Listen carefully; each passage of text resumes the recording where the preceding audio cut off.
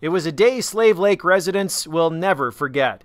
It was a late Sunday afternoon when a wildfire suddenly swept through the town of 7,000 residents, causing an estimated $700 million in damage.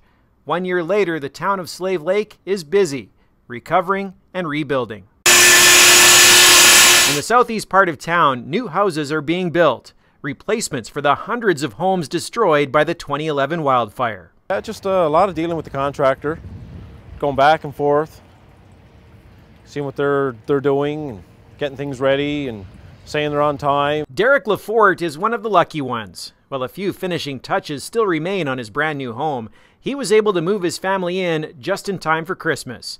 Other Slave Lake residents, though, are still waiting for their new homes to be completed or even started. Many lots, where houses once stood, remain empty. A few of these lots went up for sale since we came back and get in. So there's some that aren't, but they're being bought up. Like if 2 of them have been bought and they're building on them by other people. But our neighbors on the immediate sides of us are coming back. I think there's a lot of anxiety out there.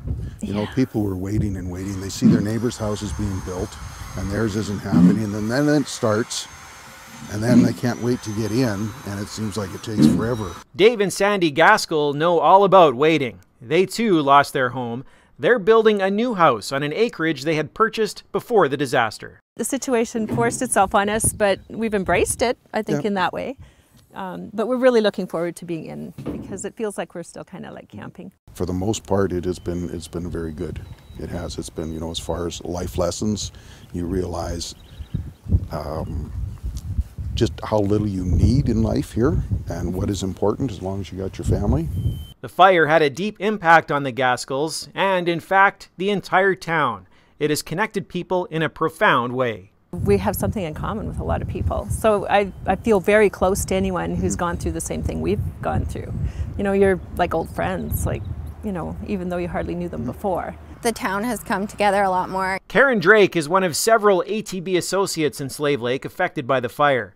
She nearly lost her family's new home, which was under construction when the fire hit. After the fire, the floods that happened in Slave Lake affected us as well. So the place we were renting flooded, so we ended up living in our camper, our trailer, ended